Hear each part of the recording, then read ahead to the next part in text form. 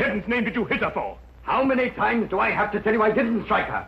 I never harmed her. She has a broken arm, hasn't she? Maybe so, but it has nothing to do with me. You're finished. You know that. I am not finished. Confound it, man. My whole career is thrown into this election. Well, what do you propose to do? Pay her the money she asks? £2,000. Don't be ridiculous. Now listen to me, Geoffrey. The party's depending on your seat in the Commons. If that woman makes a public statement that you attacked her and broke her arm, you'll be lucky if you get one vote. And it makes no difference that I happen to be innocent. Not a whit. In your position, an accusation is just as damaging as a conviction. You've got to withdraw. No. Very well. I'll do it for you. I'm going to fight for my very life. I know someone who might help me, even if you won't. You've got 3 days to clear this matter up or get out. On Sunday evening, I'm going to make a statement, one way or the other. I thought you were my campaign manager, not my accuser. 3 days, remember! Marriage bureau. Idiot.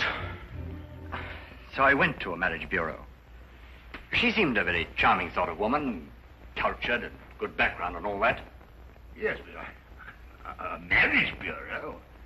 Yes, I've lived in the country for a long time now. I just never seem to meet any woman except the most ineligible and unattractive ones. I've been lonely these past few years since my wife died. This bureau seemed reasonable enough. After all, they promised to introduce you to ladies of cultural and intellectual backgrounds similar to your own. But they didn't mention blackmail. £2,000, you say? An impossible sum.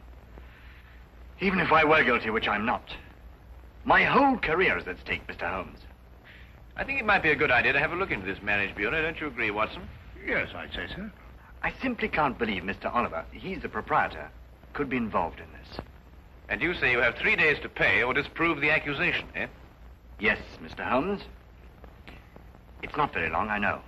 It isn't getting any longer. I suggest that Dr. Watson and I start our investigations immediately.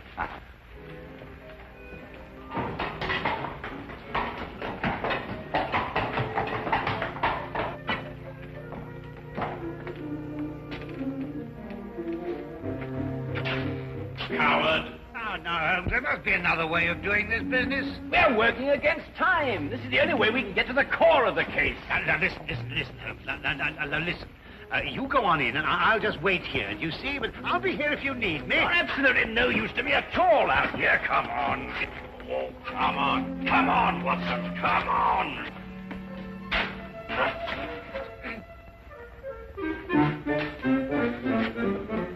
Good afternoon, Constable. Beautiful weather we're having, eh?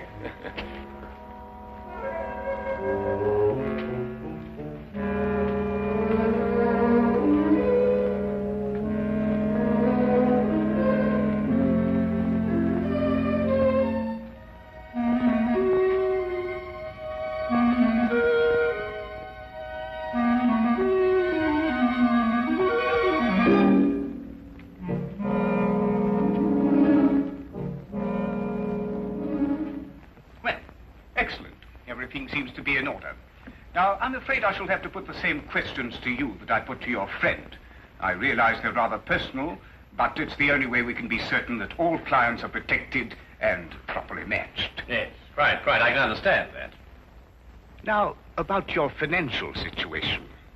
Well, this is all routine, you understand. Yes, I suppose it is. My personal income is in the vicinity of £3,000 a year. Well, that seems quite ample. That's quite apart from Aunt Agatha. Aunt Agatha? Yeah. She's worth thousands of pounds. Hundreds of thousands. And you're the heir? Next in line. A favorite, too. Well, they have been since I was... You're very fortunate. A very odd coincidence has occurred today. The very first time it's happened that I can remember. But there are two charming ladies here at this very moment who seem to fit perfectly with both your backgrounds. I think we could have our first introduction immediately. Is anything the matter? No. I was just admiring your Toulouse-Lautrec. My what? Your Lautrec. It's very interesting. The painting. Oh, the painting. Oh, of course. Well, if you'll excuse me for a moment, I'll see if the young ladies are still here. I say, Holmes, what was all that whispering about? My financial position. But that confounded busybody asked me the same questions. I answered them straight out. No, but you gave them real information. They'll never try and blackmail you, old boy. Well, gentlemen, everything's worked out perfectly. The ladies are waiting in the salon where we generally introduce our couples and let them have a get acquainted chat. My secretary is there with them, and she will introduce you. The door at the far end of the hall. Thank you. Well, Watson, come on. What are you waiting for? Go on. Door at the other end. No. Straight on. Mr. Holmes. I'm always interested in the welfare and the situation of my clients. And, Yes? how old is Aunt Agatha? 94.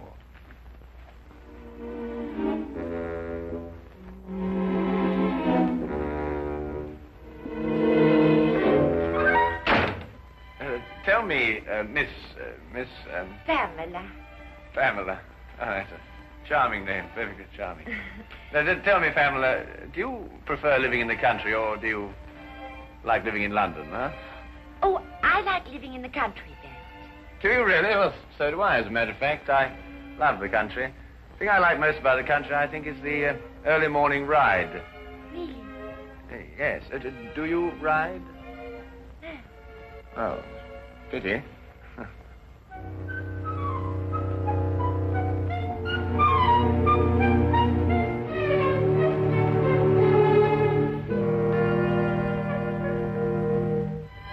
Not really. You've never really been to Paris? No. Oh, you'd adore Paris. My Aunt Agatha always went in September, you know. She said it was quite sinful not to go to Paris at all, without going in the spring. That's very funny. Boy, I'm so sorry. I hope I haven't shocked you. Oh, no, of course not. Oh, good.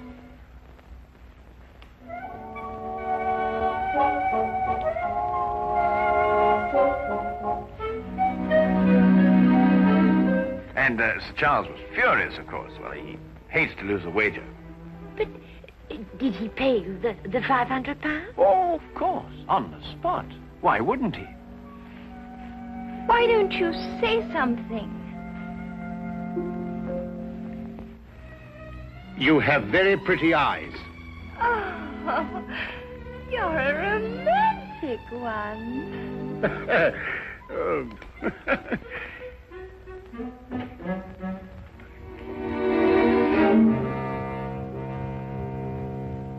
Well, has everyone become acquainted?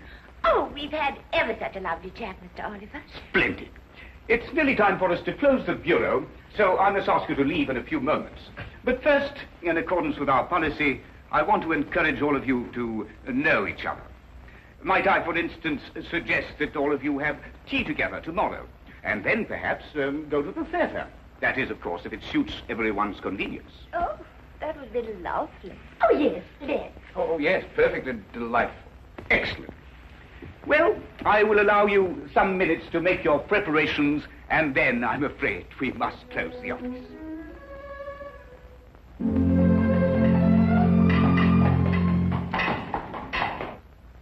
Well, I see it through, Holmes. What do you make of it all? Nothing I didn't expect to. We were merely planting seeds, Watson.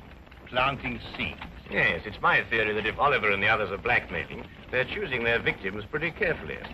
However, I hope that at tea time tomorrow we'll be able to obtain more evidence in support of my theory. The trouble is that our client can't wait very much longer.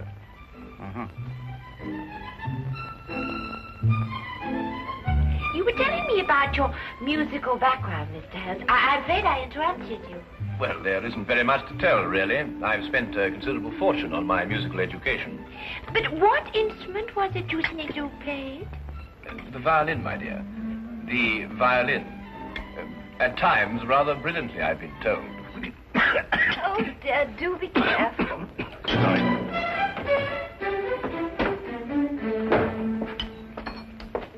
Followed you this time. Oh, Charlie. Oh, no, Charlie. I beg your pardon? Oh, no, don't. Stay out of it. Don't. Oh. Wait a minute. So, you're the one.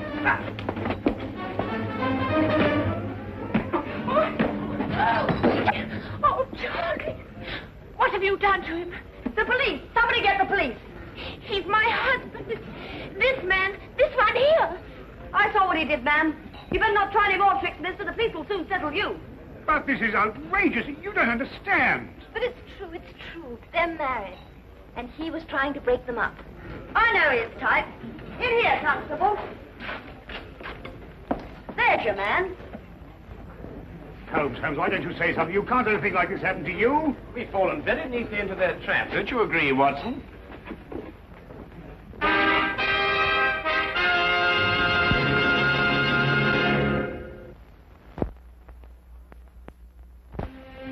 Well, everyone seems quite thoroughly in agreement, except, of course, your friend here. These other witnesses are in full accord, and the testimony of the proprietress of the tea shop supports them. But, Inspector, this is absolutely outrageous. Where's Inspector Lestrade? He'll speak for Mr. Holmes. Inspector Lestrade? I'm sorry, it isn't Inspector Lestrade's case. Well, I think we have everything we need now. They all go. Except, of course, Mr. Holmes. He's under arrest.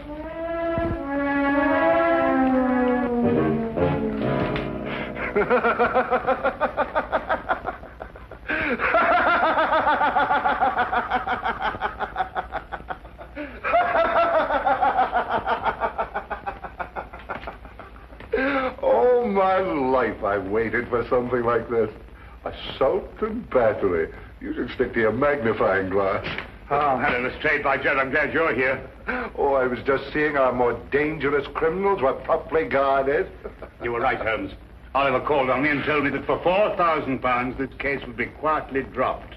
Why, he's insane. He's not insane. Wasn't he just greedy? No, he's insane. He kept on saying that he was sure Aunt Agatha would fix it. Aunt Agatha, £4,000? What are you talking about? Well, I'm not sure myself. Well, listen, Watson, now that we know where to look, we can take them quickly. Only you've got to let me out of here, Lestrade. Why, what's the matter, Holmes? This is one of our more comfortable jails. Oh, listen, Lestrade, a man's life is involved in this. Geoffrey Bourne, candidate for Parliament. He's been blackmailed by the same group. We can stop them now, only you've got to let me out of here. Well, I didn't know it was serious. This isn't my case. I'll have a word with Mason. He's senior arresting officer in this job. He's the only one who can let you out of here without a court order. I'll see him right away. Well, hurry up, Lestrade. Geoffrey Bourne has only got until 7 o'clock tonight.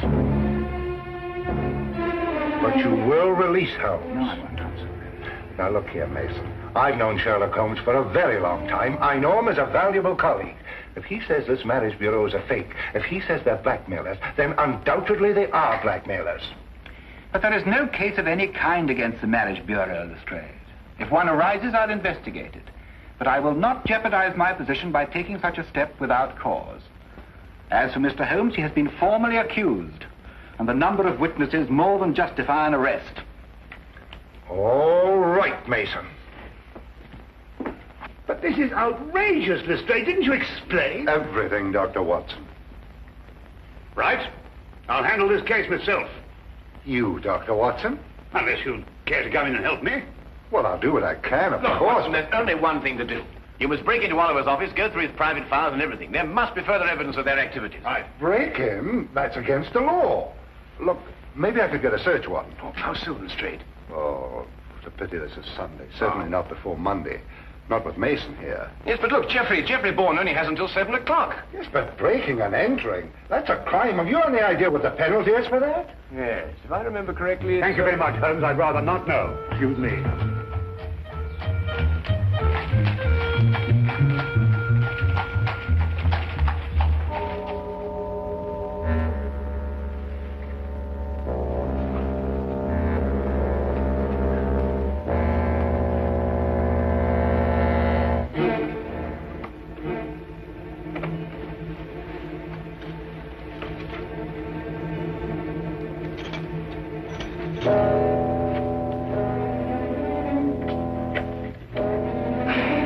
I just had to come and see for myself, Mr. Holmes. I couldn't believe it. Oh, well, I suppose I'd better tell George to get it over with. Well, don't be hasty, Mr. Bourne. Dr. Watson's working on the case with all his energy at this very moment.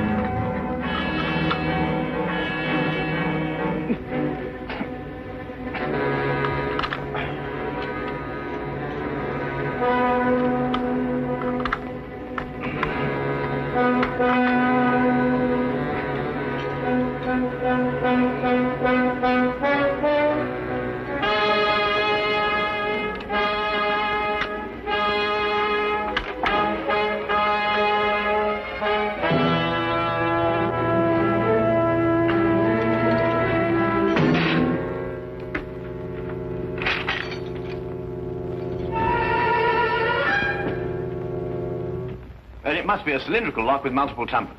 And that's quite a different story. Each of the tumblers operates at a different height. It's an absolutely tremendous task, Watson. Well, what are we going to do? Well, there's only one thing for it. Smash the lock, of course. Why, of course. Smash the lock. Lestrade, if you had blackmail records to keep, and they might be dangerous, where would you hide them? Let me see. Well, blackmail's liable to turn into a running game at any time. I suppose you want them to be portable. That's good. That's perfect. I want you to go after Dr. Watson immediately. The office? I couldn't. Tell him to ignore the files. Tell him to take all the paintings down off the walls, open the backs, and tear them apart if necessary. Paintings? Yes. Oliver's office has one wall covered with paintings, mostly Lautrec, and he hadn't even heard of him. Well, neither have I. Oh, go on, hurry, Lestrade. Go on.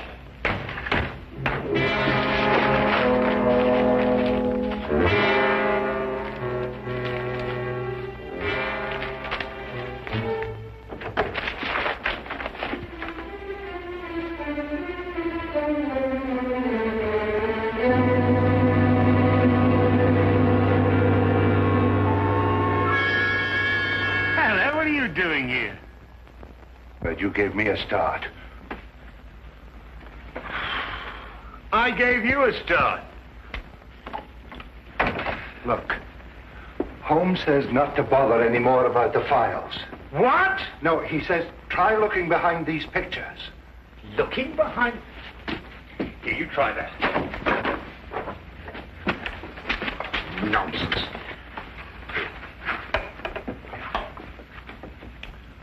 Listen.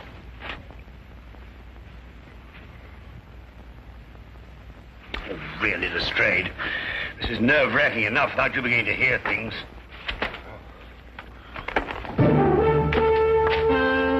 Lestrade! Look.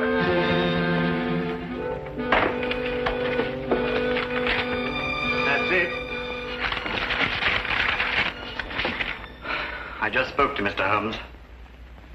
He said he'd be sure to have something by 6 o'clock. I hope so, Jeff, for your sake. I hope so.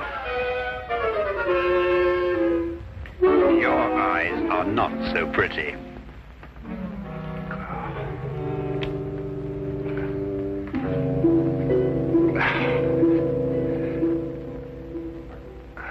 I told you I heard something. Quiet. Who's been in the... Oh, good work.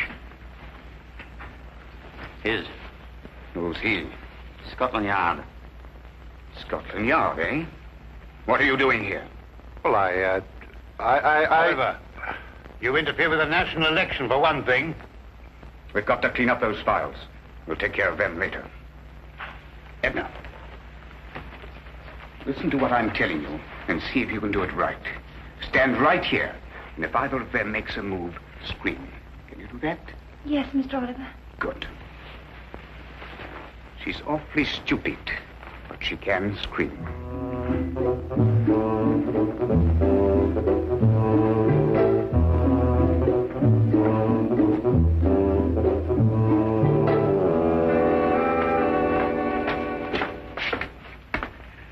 All right, Mr. Holmes, what's the meaning of this message? It refers to a blackmail gang operating through a marriage bureau.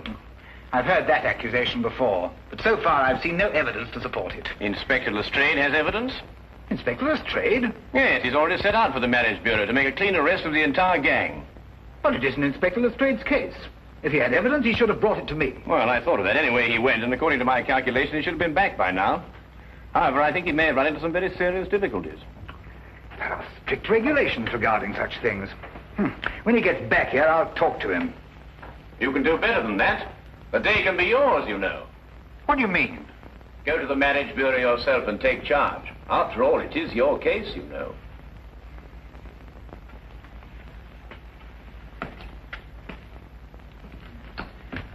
Order a squad of men to get ready. Have them meet me at the side entrance in 5 minutes.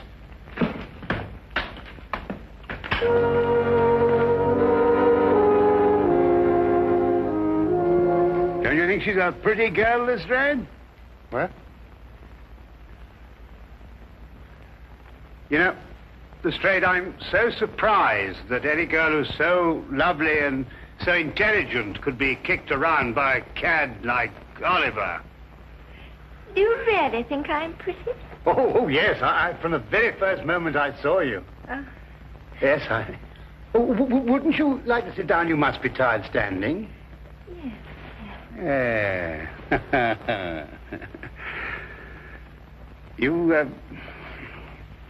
You... Yes? You have the most lovely hair. Oh. Really, it's... I wonder... My hands are awfully uncomfortable. If you could be a dear, ease them a little, could you? Oh, something amusing? I know I'm stupid, but not that stupid.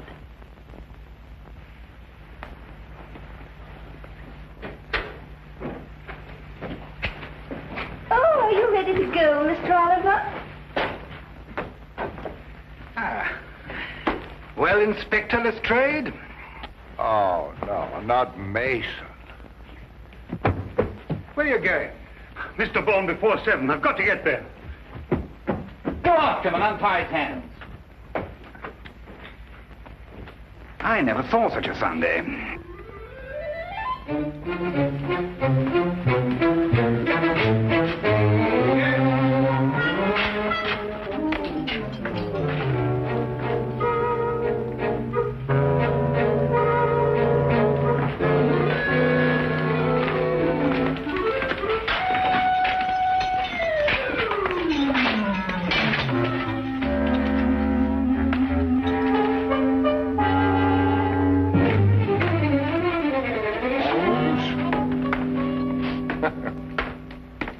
You told Inspector Mason.